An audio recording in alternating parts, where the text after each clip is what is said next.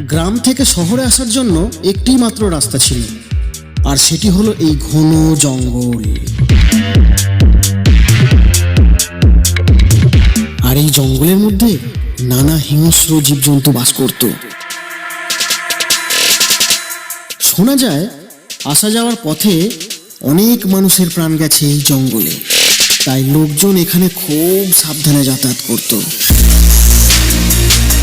একদিন শহর থেকে গ্রামে ফেরার জন্য দুজন বন্ধু গল্প করতে করতে আসছিল এই জঙ্গলের ভিতর দিয়ে।